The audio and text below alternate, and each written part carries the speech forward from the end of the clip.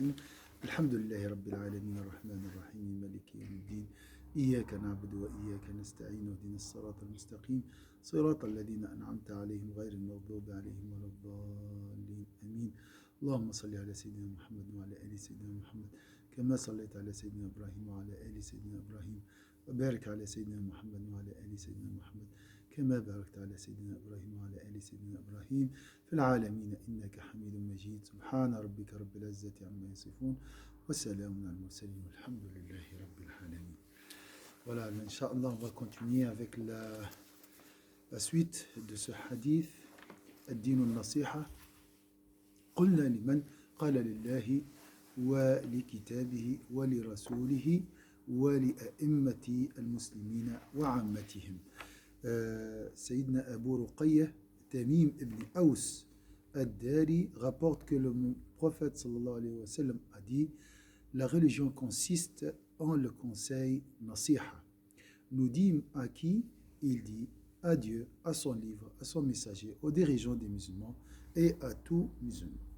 Aujourd'hui, on va continuer avec la dernière partie de ces commentaires. Devoir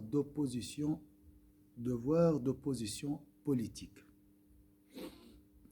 La dernière partie de hadith parle de cette nasiha au conseil et donc le prophète nous dit à qui? Il a dit à la fin aux dirigeants des musulmans et à tous musulmans. Aux dirigeants, donc on a vu que le conseil est un devoir. Donc c'est un devoir. C'est un devoir aussi pour les dirigeants. On doit les conseiller. Alors, devoir d'opposition politique. Ça veut dire quoi? Conseil, c'est s'opposer au pouvoir politique. Ce n'est pas seulement un droit, c'est un devoir que d'exhorter, de critiquer et de s'opposer. Car on ne peut pas exercer son droit, mais le hadith institue l'obligation, donc un devoir. Ce n'est pas juste un droit, mais ça c'est un devoir. On voit alors toute l'importance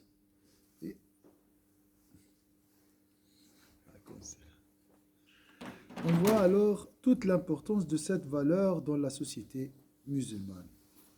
C'est l'archange, c'est l'ancrage de celle-ci au plus profond de la personnalité du musulman qui a fait que ce devoir d'opposition politique, constructive bien sûr, est resté toujours vivac. Vivac, donc il est toujours là. Fonction largement assumée par les savants qui ont constitué le contre-pouvoir effectif aux gouvernants durant ces 14 siècles. Donc je répète, on voit alors toute l'importance de cette valeur dans la société musulmane. C'est l'ancrage de celle-ci au plus profond de la personnalité musulmane. Donc, c'est normal, toujours il y a cette critique ou bien ce conseil, il est ancré en nous, qui a fait que ce devoir d'opposition politique constructive, bien sûr, est resté toujours vivac. Fonction largement assumée par les savants. Les savants sont les gouverneurs des gouverneurs. Donc c'est eux qui contrôlent et qui dirigent les dirigeants. C'est eux qui donnent donc leur avis, et c'est les gouverneurs qui exécutent. D'accord? Fonction largement assumée par les savants qui ont constitué le contre-pouvoir effectif. Donc, par exemple, je prends la justice. C'est le savant qui montre au gouverneur comment être juste. Et le gouverneur exécute. Voilà. Normalement, ça devrait être comme ça. Mais toujours, il y a ce contrepoids, ce repoussement entre le pouvoir des savants et le pouvoir des dirigeants. Surtout lorsque le pouvoir devient la manifestation de l'ego, hein, la rébellion, la tyrannie et tout. Donc, maintenant c'est les dirigeants qui conseillent les savants. Qui pas conseil, qui impose. Ouais, qui impose. Fonction largement assumée par les savants qui ont constitué le contre-pouvoir effectif aux gouvernants durant ces 14 siècles. Bien sûr, il y a des savants corrompus qui ont préféré s'allier avec les tyrans. Ça, c'est toujours, ça existait toujours. Mais il y a des savants aussi qui ont payé leur vie, qui ont sacrifié leur vie, qui sont morts, qui sont décédés, qui sont tombés en martyrs dans leur opposition face aux dirigeants injustes. C'est ce devoir d'opposition et de critique constructive que les savants musulmans ont perpétué jusqu'à aujourd'hui à travers les épreuves subies par Saïd ibn Jubayr face al-Hajjaj, Saïd ibn al-Musayyib, Saïd ibn al-Musayyib, l'imam Malik, Abu Hanifa lui-même, Abu Hanifa, l'imam Ahmad ibn Hanbal, ibn Taymiyyah, etc. Donc je répète, c'est ce devoir d'opposition et de critique constructive que les savants ont perpétué jusqu'à aujourd'hui à travers les épreuves subies par Saïd ibn Jubayr, Saïd ibn al-Musayyib, l'imam Malik, Sayyidina Abu Hanifa, l'imam Ahmed ibn Hanbal, ibn Taymiyyah, etc.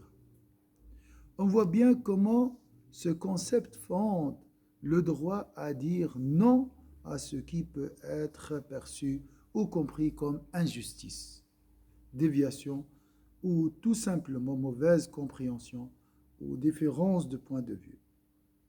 On voit bien comment ce concept fonde le droit à dire non à ce qui peut être perçu ou compris comme injustice, déviation ou tout simplement mauvaise compréhension ou différence de point de vue. Personne ne peut interdire ce droit, puisqu'il est d'abord parole prophétique. Donc, c'est le prophète qui nous a ordonné de dire nasiha, le conseil. La religion consiste en le conseil. C'est un fondement de l'islam. Personne ne peut interdire ce droit puisqu'il est d'abord parole prophétique. Cette dernière fonde et institue la liberté d'expression et de l'opposition politique. Aujourd'hui, par exemple, l'opposition, ici en Suisse, c'est à travers le vote. Si tu t'opposes à quelque chose, tu as le droit de participer et voter contre. Aucune activité politique en islam, c'est ça la force de la politique. La politique ou bien la démocratie, c'est quoi? C'est une manière pour gérer les conflits. Toujours il y a des conflits, mais il faut les gérer. Il faut les canaliser pour le profit de la société. Comment utiliser ce conflit, entre guillemets, ou bien cette divergence pour le bien-être commun. Sinon, ça devient une guerre civile. Trump, maintenant, il est en train de guider son peuple vers une guerre civile. On voit des milices avec des armes dans la rue. Ça, c'est grave, c'est la première fois. Attention, on n'est pas là, ici, dans un pays de tiers-monde. La première démocratie du monde, eh bien, n'a pas, c'est l'Angleterre. Mais voilà, dans le sens, c'est parmi les pays. Alors, là, c'est une mauvaise gestion de la démocratie. Personne ne peut interdire ce droit. Voilà, on a dit, puisqu'il est d'abord parole prophétique, cette dernière fonde et institue la liberté d'expression et de l'opposition politique. Aucune activité politique en islam n'étant divine. La notion de théocratie, donc un imam qui représente, qui est l'ombre de Dieu sur terre, ça n'existe pas. Un imam, ou bien un gouverneur, un dirigeant, qui dit, moi je suis le porte-parole de Dieu, ça c'est ça la théocratie. Ça n'existe pas en islam. Même les grands califes, ils disaient, nous sommes des humains, on peut pécher, on peut faire des fautes, il faut nous corriger. Et on a vu ce qu'il a dit Sayyidina Omar avant, et ça c'est une preuve que la théocratie ou bien les porte-paroles de Dieu chez les dirigeants n'existent pas. Il n'est point de bien, la khayr, dans une communauté d'hommes qui ne s'exhortent pas mutuellement et qui n'acceptent pas les exhortations.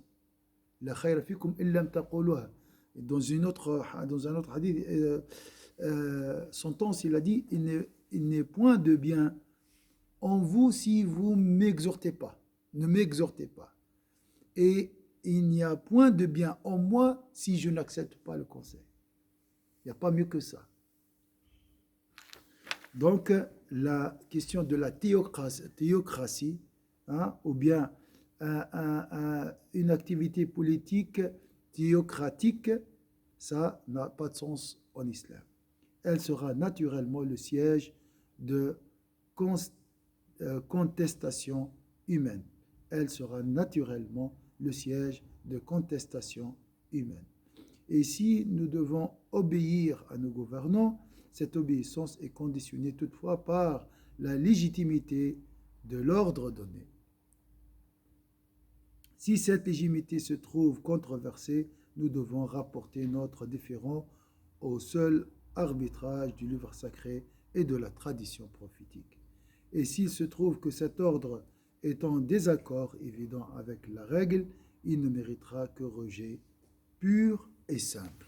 Attention quand on dit rejet pur et simple, pas d'utilisation des armes. C'est un rejet pur et simple, pacifique. Ça, c'est un point très très important. Des manifestations, des articles, il y a des ulama qui ont donné des fatwas, aussi que ça c'est injuste. Un fatwa, c'est un avis juridique donné par un savant, mais pas recours à l'utilisation des armes qui peuvent semer la zizanie et semer la dissension dans la communauté. Déjà, ça, c'était le sujet du hadith suivant, mais je vais m'arrêter pour enregistrer, après je reviens. Si vous avez une autre remarque, quelque chose. Oui.